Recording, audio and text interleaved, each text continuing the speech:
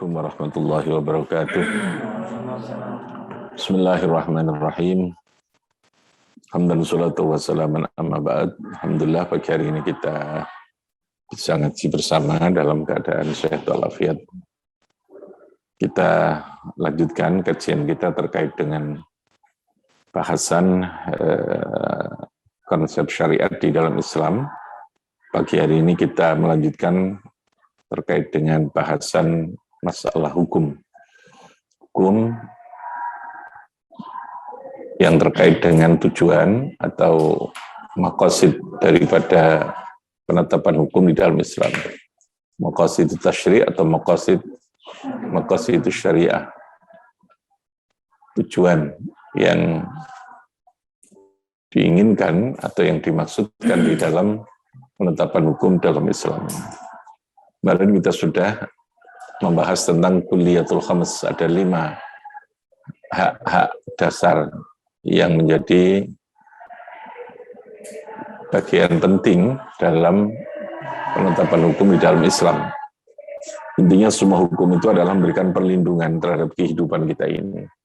Jadi mewujudkan kemaslahatan, menjaga ada hifdzul nasl, ada hifdzul mal, ada hifdzul aql, ada hifdzul mal. Ada yang berkaitan dengan perlindungan terhadap jiwa, terhadap beragama, terhadap akal pikiran manusia, terhadap keturunan, dan terhadap harta benda. 5 hal ini menjadi hal yang pokok, yang menyangga, yang menjadi dasar dalam kehidupan manusia ini. Maka lalu agama memberikan syariat atau memberikan aturan yang memberikan jaminan bahwa dalam 5 hal ini betul-betul bisa diwujudkan dalam kehidupan ini. Yang kedua juga bisa dijaga, dijaga dengan baik di dalam kehidupan ini. Oke, sekarang kita melihat dalam kehidupan manusia ini, para ulama ushul fikih itu membagi ada beberapa tingkatan. Yang ini nanti tingkatan ini, level-level kebutuhan hidup ini menjadi pertimbangan di dalam prioritas penetapan hukum di dalam Islam. Yang pertama, bahwa manusia ini di dalam kehidupan ini, dalam 5 hal yang kulliyatul khams, ada kebutuhan, ada hak dasar yang bersifat daruri, yang bersifat daruriyah, yang bersifat daruriyah.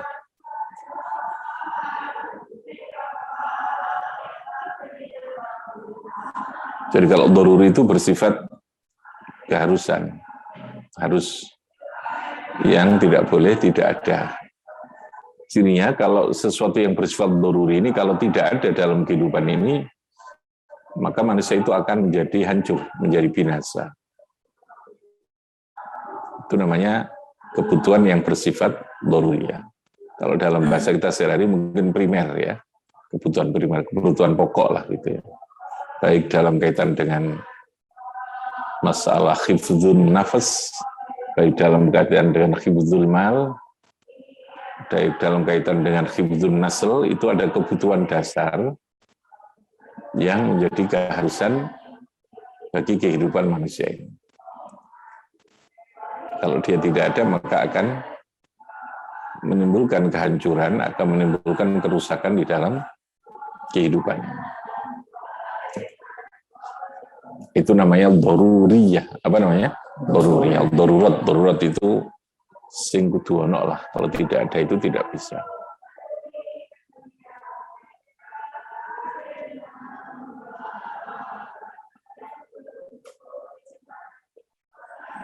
Nah, yang kedua ada kebutuhan atau ada kebutuhan manusia itu yang bersifat tahsiniyah, memperindah. Memperindah ini artinya melengkapi terhadap sesuatu yang bersifat daruri tadi itu.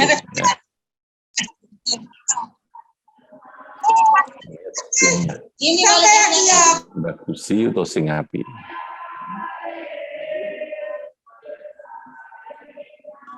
Oke ya, sebelum taksiniyah itu ada namanya haji ya. Apa? Haji ya. Jadi satu Saya ulangi ya, urutannya. Satu doruriyah, kemudian yang kedua apa? Hajiyah, yang ketiga baru tadi apa? Taksimnya. Angkanya dibalik. Jadi kalau doruriyah itu bersifat primer, hajiyah itu adalah sekunder, taksimnya ini apa? Tersier ya? Apa namanya? Apa? Tersier. Jadi kalau doruriyah itu kalau tidak ada, cirinya dia akan menjadi menimbulkan sebuah kerusakan dalam hidup ini. Kalau hajiyah akan kesulitan, nggak sampai hancur, nggak sampai mati ya. Kambangan hajiyah ini kebutuhan yang bersifat sekunder itu. Nek ono kebutuhan itu tidak terpenuhi, maka akan menjadikan kesulitan di dalam kehidupan ini. Nah, yang ketiga itu taksimiyah tadi ini, melengkapi. Orang itu ya tidak akan menimbulkan kesulitan, apalagi kehancuran. Tetapi tidak menjadi sempurna, tidak ada keindahan. Itu namanya taksimiyah, tersiernya tadi.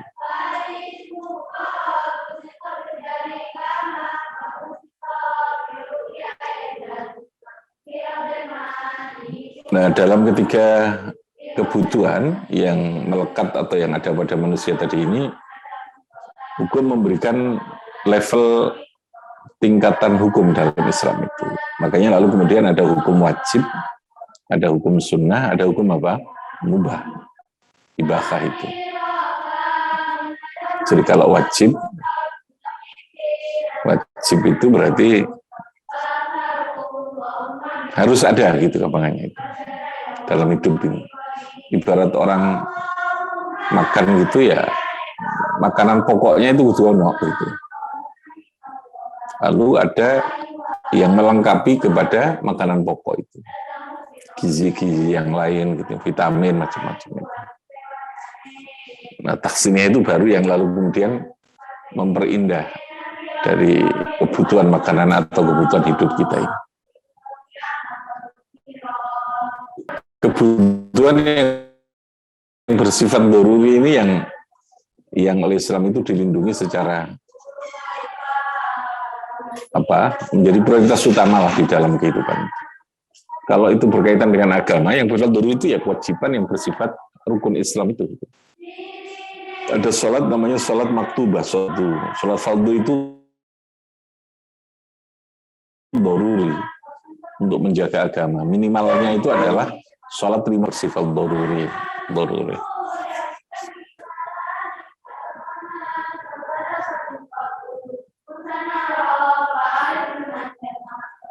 Dalam agama ya.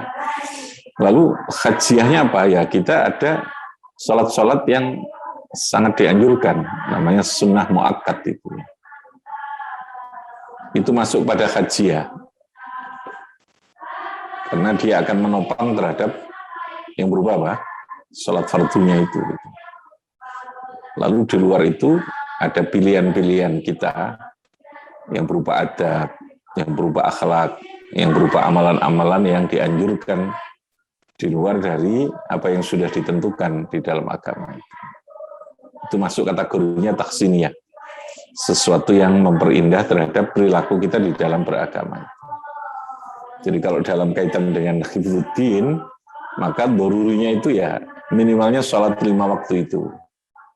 Harus kan itu ya, tidak boleh tidak. Kalau 5 waktu itu tidak ada, maka ya. Jadi saya ulangi, kalau dalam hal yang berkaitan dengan apa?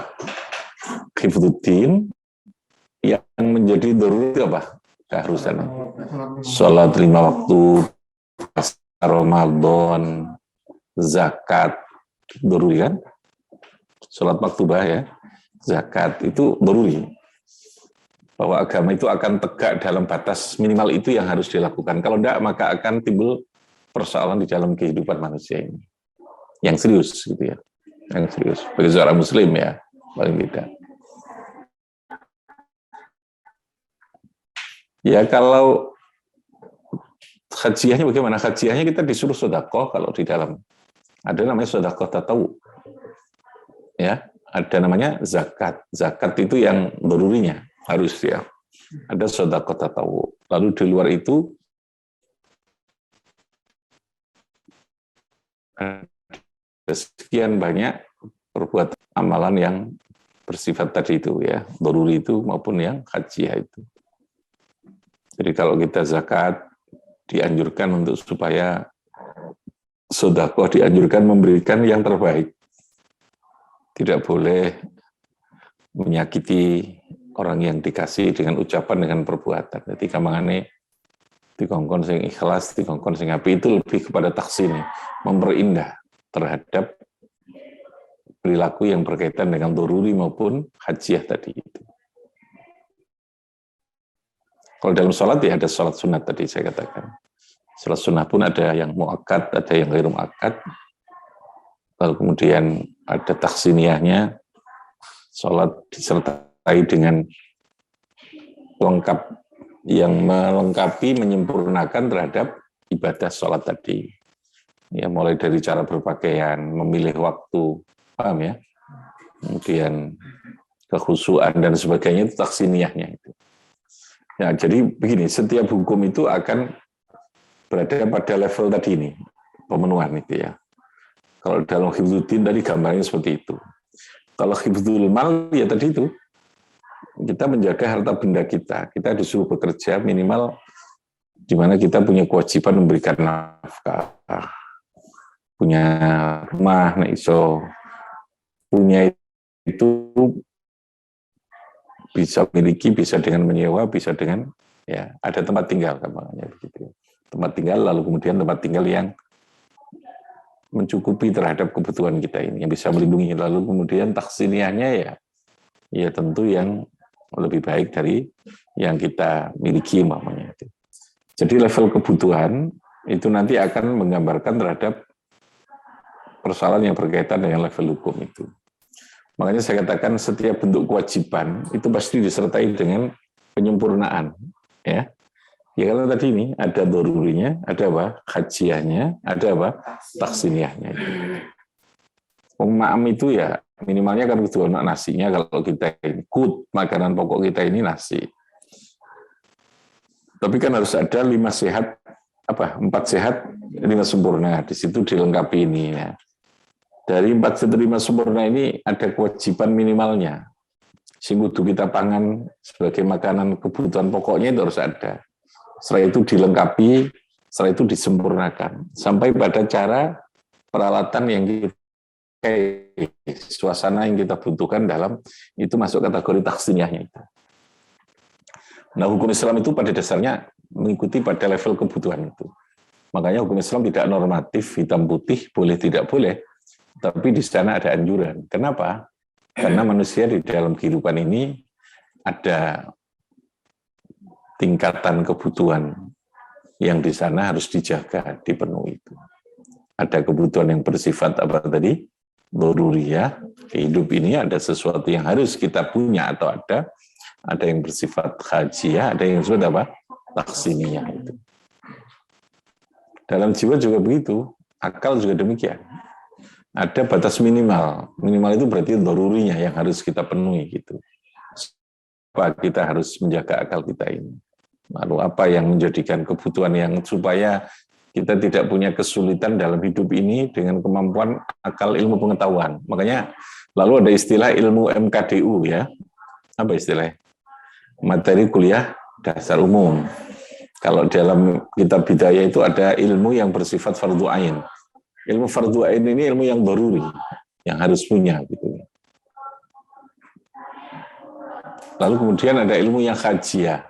Hajiyah ini kalau saya boleh menggambarkan ya ilmu yang bersifat profesionalisme, mengembangkan profesionalisme diri ya, yang fardhu kifayah gitu. Itu hajiyah kebutuhan. Kudu ana sing dadi dokter, kudu ana sing ahli pertanian, kudu ana sing taksi.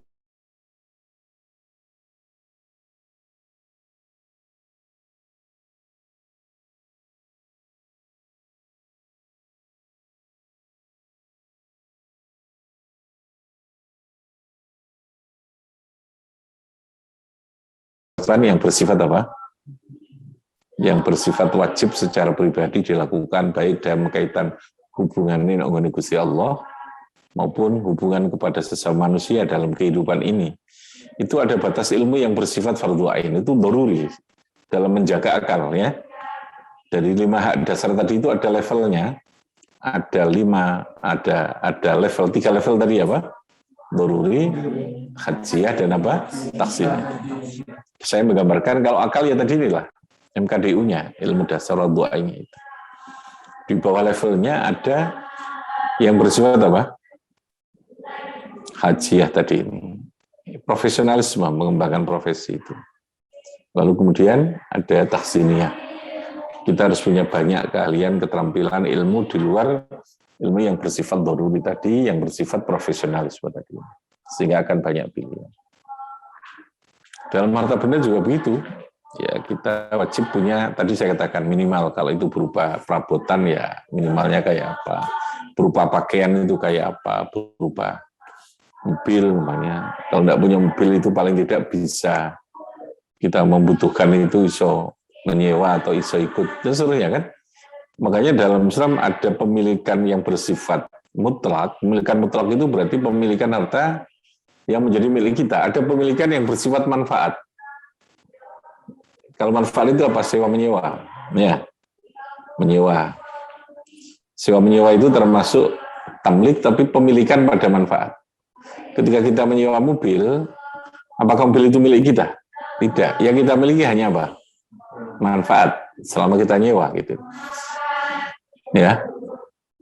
Itu untuk memenuhi kebutuhan yang daruri itu minimalnya itu. Kalau tidak memiliki, paling tidak kita memiliki manfaat, tamlikul manfaat, ya. Memilikan apa? Kemanfaatan atas suatu barang atau suatu benda itu. Ya kan, yang di rumah kan sama ya, ada darurinya. Minimalnya rumah itu ya harus bisa menutup kita bisa tidur, bisa terjaga dari panas, dari hujan dan seterusnya itu. Hajiyahnya itu ya ada tempat kita untuk masak dan gak kangelan kan gitu dan seterusnya. Ada tempat untuk mandi, taksiniyahnya ya memperindah dari rumah itu dan seterusnya itu yang berkaitan dengan hifdzun nafas juga begitu, ada batas daruri. Sehingga ketika pada posisi daruri itu tidak terpenuhi, pada posisi yang daruri itu tidak terpenuhi, maka hajiyah dan taksin itu harus di-cancel untuk memenuhi terhadap apa? Sesuatu yang bersifat daruri itu. Dan hifdzun nafas itu menjadi prioritas. Pada dasarnya begitu. Menjaga jiwa itu. Mari saya katakan, ketika kita berhadapan dengan dua hal yang bertentangan antara apakah kita menjalankan kewajiban agama sebagai wujud hifdzuddin kita atau kita harus menjaga nyawa, maka Allah memberikan anjuran kepada kita, memberikan pilihan syariat, ya pilih untuk menjaga agamamu itu apa? Menjaga apa? Jiwamu, menjaga apa? Jiwamu itu. Bahkan sing asali menurut agama iku haram, bisa lalu diberikan dispensasi untuk dibolehkan, dihalalkan untuk dimakan itu. Contohnya begitu ya. Jadi kuliatul khomes tadi itu hak dasar ya toh. Dan 5 hak dasar tadi ini dalam hal pemenuhan ada berapa level? 3 tingkatan, ada tingkatan. Apa tadi? Daruriyah, ada apa lagi? Ada hajiyah, ada tahsiniyah. Kalau daruriyah itu cirinya apa? Kalau dia tidak ada, maka akan menimbulkan kehancuran. Orang bisa mati, bisa rusak, bisa hancur. Kalau hajiyah, menimbulkan kesulitan. Menimbulkan apa? Kesulitan. Akan kangelan gitu ya. Sekedar ya itu ya. Lalu kemudian taksiniyah. Taksiniyah apa? Yang memperindah. Sifatnya menjadi pelengkap. Sehingga dalam struktur hukum Islam pun ada yang wajib, ada yang sunnah, ada yang apa? Ada yang haram, makruh, mubah. Katanya begitu.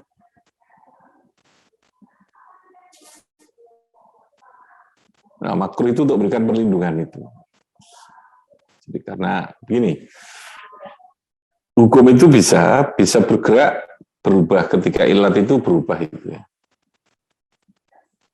Nah, dalam agama nanti ada istilah namanya satu dzari'ah. Ada wasilah, ada satu dzari'ah.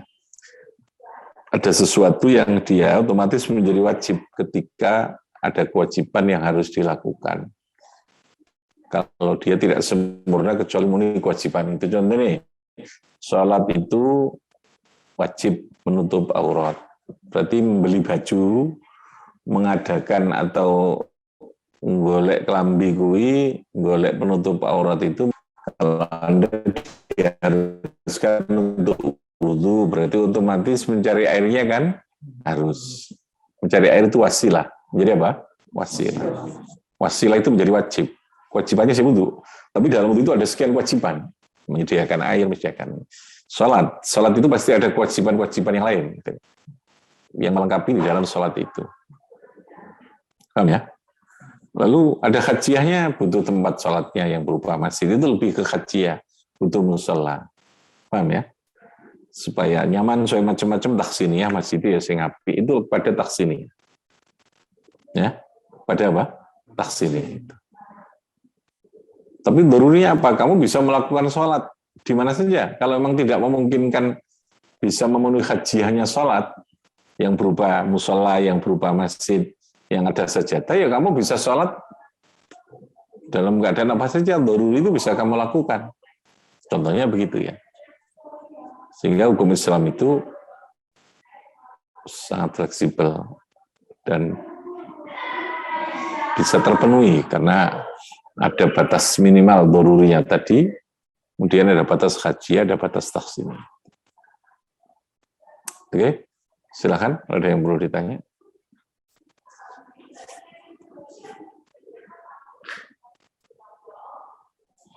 Ya. Punya peningkatan kebutuhan yang tadi apakah bisa mempengaruhi hukum asal? Bahkan hukum asal minum khamr sebelumnya adalah haram. Ketika ada seorang mukallaf yang ternyata minum khamr itu menjadi kebutuhan darurinya, seandainya itu yang menjadi kebutuhan darurinya, apakah itu bisa merubah? Pada tahap awal masih bisa ditoleransi. Pada dasarnya orang tanpa khamr itu hidup, ya toh? Tapi ketika dia sudah kecanduan, bahasanya ya narkoba atau apa, pada tahap awal itu bisa ditoleransi untuk mempertahankan hidup. Tapi dengan tahapan-tahapan yang sampai dia harus terlepas. Nah itu ada upaya untuk mengurangi sampai kemudian melepaskan sama sekali. Makanya konsepsi dalam Islam itu, hukum itu bersifat tadrij. Jadi di samping taklilu taknin, itu ada konsep penerapan itu bersifat tadrij, ada tahapan. Ya contoh terkait dengan khamr itu kan bertahap.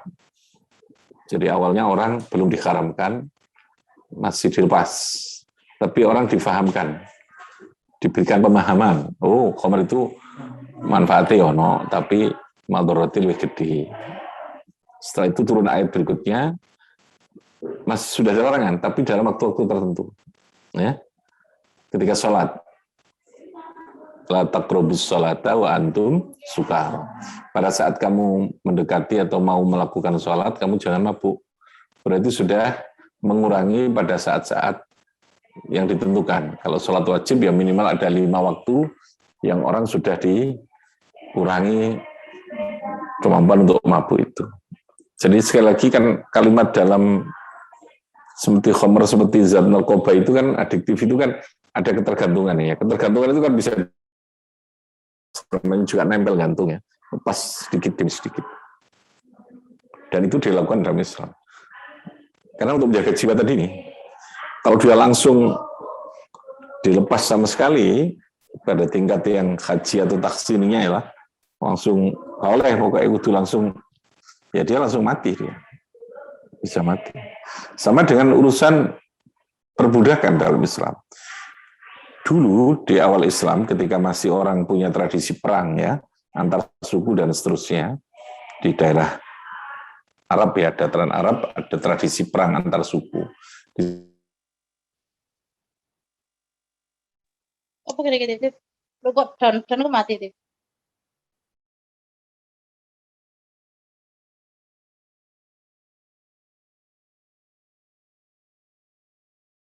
Terjadi dalam kehidupan zaman itu ya, peperangan dan seterusnya itu. Nah, Buddha itu karena posisi kehilangan banyak hal yang terkait dengan kebebasan dirinya, untuk bisa melepaskan dari kebutuhan masyarakat terkait dengan kebutuhan Buddha itu tidak bisa langsung dilepas dengan cara diharamkan per budak, haram langsung total enggak. Tapi saya melakukannya, melepaskan atau memerdekakan budak itu sebagai bentuk gerakan yang bersifat masif dan bertahap ya. Bertahap tapi terus-menerus gitu ya. Makanya ada anjuran untuk memerdekakan. Ada ketentuan bahwa di antara membayar kafarat atau membayar denda yang terkait dengan kesalahan-kesalahan dalam syariat Islam itu diantaranya adalah itqu raqabah, memerdekakan budak. Jadi di samping ada anjuran, ada larangan untuk melakukan perbudakan.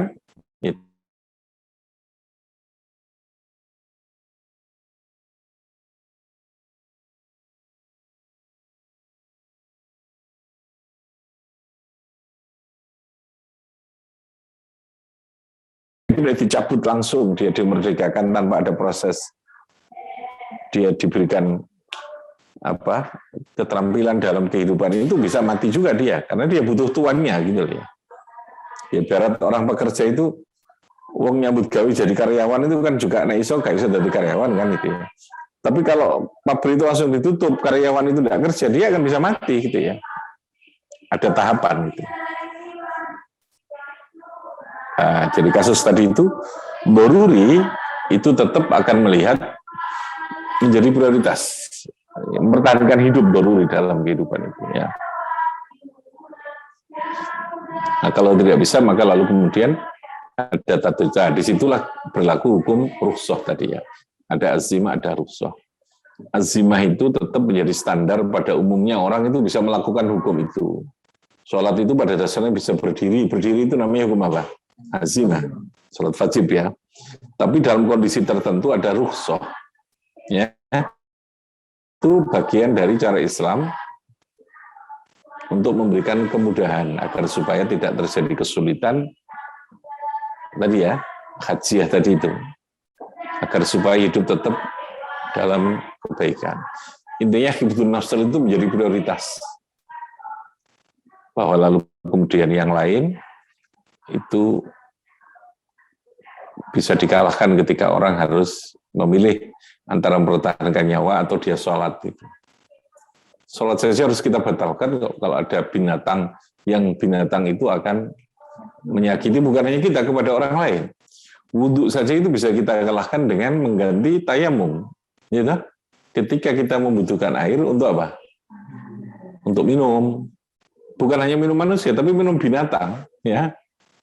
Karena hifdzun nafas itu menjadi prioritas. Apalagi yang bersifat daruri dalam arti mempertahankan kehidupan nyawa itu. Oke, ada yang dari jauh? Langsung? Guru-guru Aqobah 1, Aqobah 4, atau wali santri yang ikut, ada yang perlu disampaikan?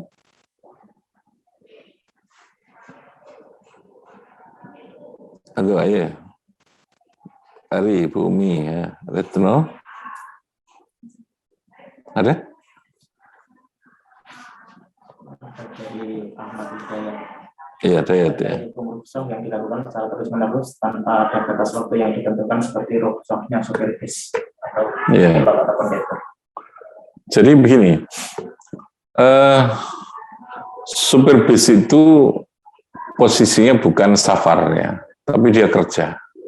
Makanya definisi atas sebuah istilah itu menjadi penting untuk menentukan hukumnya. Jadi kerja dengan pergi itu berbeda definisinya.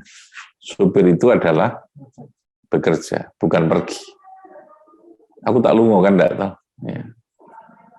Makanya ada orang yang bingung, apa istilahnya, orang minggat itu pun juga bukan pergi. Dia tidak punya hak rukhsah. Jadi kalau menurut saya, posisi seorang supir itu betul dia melakukan perjalanan, tapi bukan safar, bukan pergi. Tapi dia apa? Bekerja, gitu, bekerja untuk itu. Nah, di situ posisinya tergantung apakah ada masyakot apa tidak, gitu ya. Kalau dia sampai menimbulkan masyakot yang sifatnya membahayakan terhadap dirinya, menjadikan dia sakit ya. Alasan sakit itu yang bisa Makanya kondisional ya, kondisional. Kalau saya memahaminya itu, sehingga dia tidak berhak mendapatkan apa? Rukhsah. Terutama dalam hal berpuasa gitu ya. Nah, sholat kan mungkin masih nggak ada masalah ya, masih tergantung pada imani lah gitu ya. Nah, imani supir kuat ya diterus sholatnya secara benar kan. Kalau enggak ya orang enggak usah pergi, enggak sholat gitu. Nah, kalau untuk puasa itu yang lalu menjadi persoalan, persoalannya adalah apakah dia mampu apa enggak. Alasannya tidak karena pergi, alasannya apakah dalam posisi mampu untuk melakukan puasa atau tidak gitu ya. Kalau dia tidak mampu, ya karena tidak mampu itu, ya tidak mampu. Baru dia punya hak untuk melakukan apa? Rukhsah, dalam arti tidak berpuasa itu. Berarti ketika dia nanti mampu melakukan apakah masih bekerja nyupir atau tidak, dia akan mengqadha puasanya itu. Jadi saya kira begini, pada dasarnya gitu ya. Hukum Islam itu kan maqdurun 'alal mukallafin. Nah, untuk bisa menciptakan diri kita mampu melakukan hukum itu di sana, lalu kemudian ada niat. Niat itu menjadi motivasi dorongan kuat. Kesungguhan lah gampangan itu. Dan semua hukum Islam itu sudah terukur dalam batas makdur tadi, punya kemampuan untuk bisa dilakukan, gitu ya. Nah, untuk supaya punya kekuatan pada tingkat itu, kita dianjurkan. Kalau puasa pun ada sahur, ada niat, ada motivasi. Jadi tetap menjaga, kalaupun toh terjadi penurunan kekuatan fisik ya, kemampuan fisik, maka kita harus menjaga itu agar supaya tetap bisa. Nah, di situ kan persoalannya pada kualitas tadi ya, keimanan, apa istilahnya, niatan dan keimanan dia, seberapa yang dia lakukan. Jadi kalau saya mendefinisikannya bahwa pergi itu tidak masuk kategori definisi apa? Safar, tapi masuk definisi kerja. Orang kerja yang berat sekalipun, kerja itu tidak boleh alasan kerjanya, paham ya? Yang menjadikan dia boleh itu karena ketika kerja itu menimbulkan masyaqqat, tidak mampu itu. Dan tidak mampu itu kan lalu kemudian menjadi sangat relatif toh, sangat relatif pribadi itu.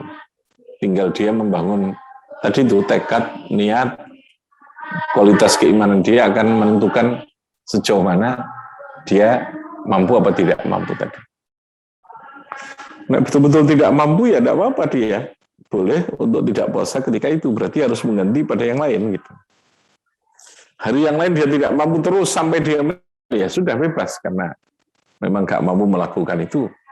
Tapi sekali lagi kita yang mengukur secara pribadi ini. Kalau dia melakukan itu maka akan timbul masalah yang berat, umpamanya nggak bisa kerja atau dia akan sakit, nggak dapat uang, lalu kemudian nggak bisa menghidupi keluarganya gitu ya. Nah itu sampai pada tingkat itu tentu ada toleransi mengambil rukhsah. Tapi alasannya bukan karena kerjanya, tapi alasan karena apa? Masyaqqat yang sampai pada tingkat tidak mampu kerja, bukan sekedar masyaqqat ya, karena masyaqqat bukan ilat hukum.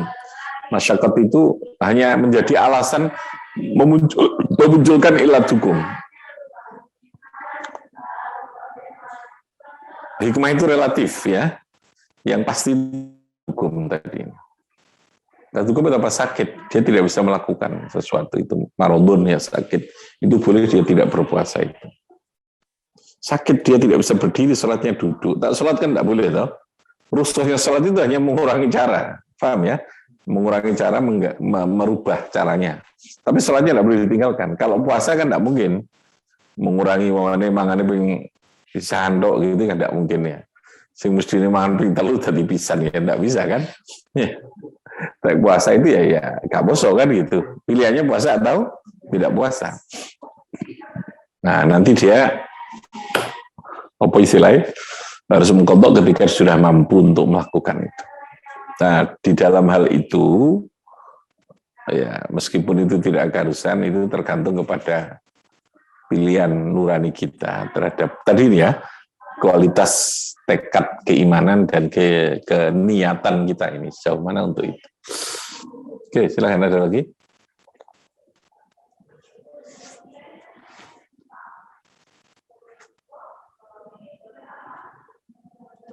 Silakan, ada yang dari Zoom. Nah, kebijakan itu yang kita buat itu paling tidak harus berpikir terkait dengan level tadi itu, gitu ya. Level. Kita mengatur kehidupan kita ini harus ada prioritas. Mana yang menjadi prioritas yang bersifat doruriyah, mana yang bersifat apa? Haji ya, mana yang bersifat apa? Taksimnya tadi. Tentu harus dimulai dari yang apa dulu? Doruri. Yang bersifat apa? Doruri dulu. Nanti duit itu kayak tuku beras dhisik. Ya, berasnya harus cukup dulu. Baru kalau beras kayak cukup, dia harus di sana tuku lauk pauknya, gitu. Beli ini tahapannya itu. Baru beli ada sisanya, untuk nabung beli yang ini dan seterusnya. Makanya level hukum tadi lah saya katakan wajib, ada sunnah muakkad gitu ya, ada yang mubah tadi itu. Oke, tadi ukurannya apa? Kalau doruri harus terpenuhi. Kalau tidak terpenuhi akan menimbulkan apa? Kerusakan, kehancuran. Kita kalau tidak makan, mati kan? Doruri, makan itu. Tapi kalau kita tidak ngopi, mati tidak? Nah, ngantuk itu aja. Minimalnya hajiah lah gitu ya. Ngopi itu hajiah ya. Masuk nggak ngopi sampai mati ya. Sadis banget gitu ya. Mangan mau nih, kadek mangan sate, mangan tempe tahu surip kak. Berarti barunya sampai di situ tempe tahu itu gitu. Nanti duit baru berpikir, cari sate, cari ini. Sudah gak kuat mangan daging ya otomatis balik mana baru itu, pokoknya urip gitu doy.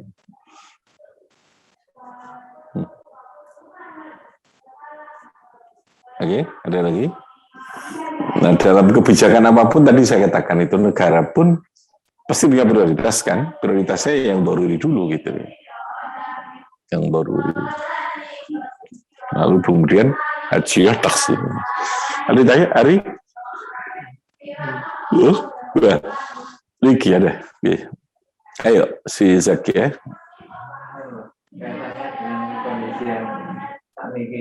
Ya. Misal ada vaksin itu, beberapa ada yang pro, kemudian ada yang kontra.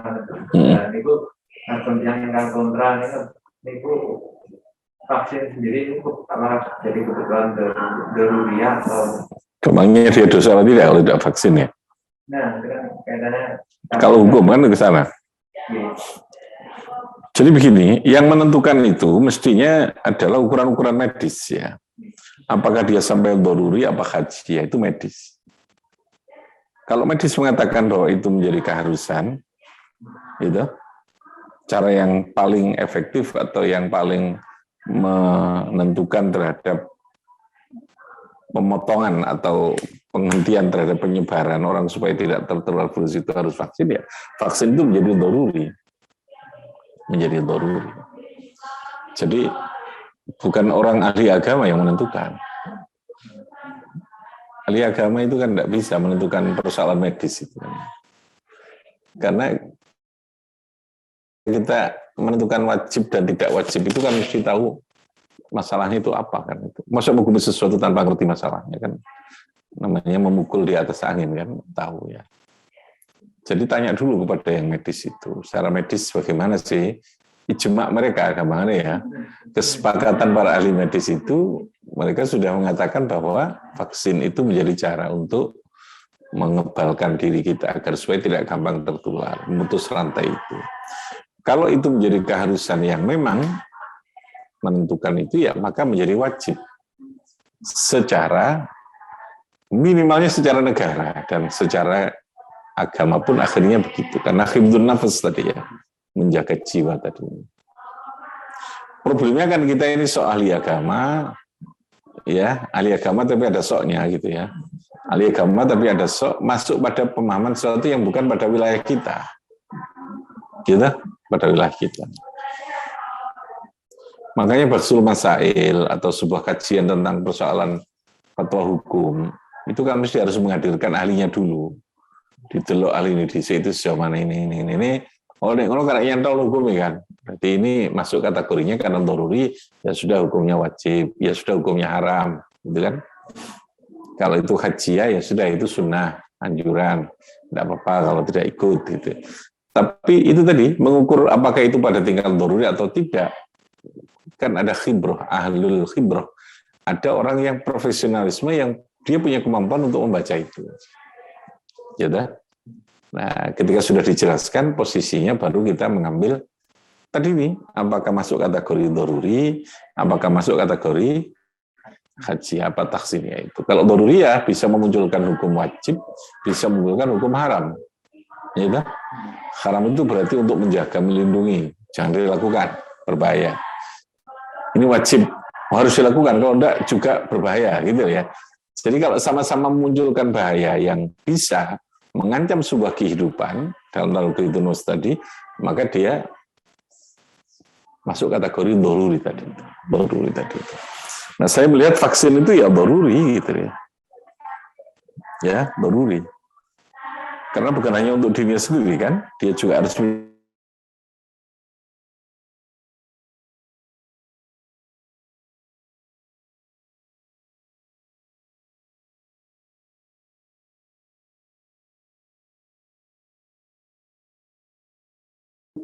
ya mungkin saja orang tanpa vaksin juga bisa mati kok.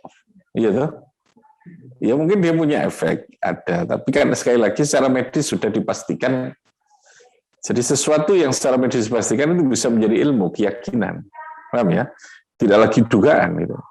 Makanya kan perlu penelitian sampai kajian. Sehingga sesuatu sebelum diputuskan sudah diyakini bahwa itu baik, bahwa itu tidak ada efek, kan begitu ya. Itu tingkatannya sudah sampai yakin. Yang menjadikan yakin siapa ya? Ahlinya. Kalau kita kan tidak tahu, gitu? Ahlinya yang pada itu. Makanya wajib ada yang punya keahlian di bidang itu ya, orang itu. Baru itu. Ya kan saya melihatnya kan karena politis saja, yang menolak itu karena dia bukan pendukungnya pemerintahan gitu biasanya begitu ya. Jadi lebih ke nafsu gitu ya. Nafsu birahi politik ya. Nafsu politiknya ketimbang akal sehat gitu ya. Orang menolak atau tidak menolak itu kalau mestinya itu kan dilepaskan. Ini persoalan kesehatan, bukan persoalan politik. Bukan persoalan politik. Persoalannya menjaga kehidupan, bukan persoalan politik gitu. Bahkan juga begitu kan, kalau makan itu kita tarik ke politik ya lapar betul kita.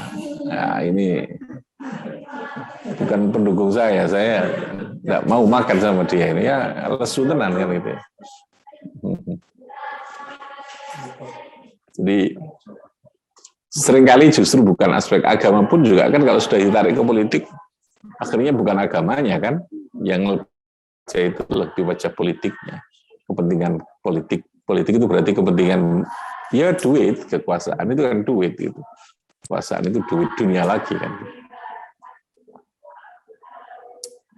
Saya kira kalau semangatnya itu agama, pasti dia akan berpikir tadi loh, prinsip menjaga agama, menjaga harta benda, menjaga itu akan menjadi prioritas, itu ya, akan menjadi prioritas.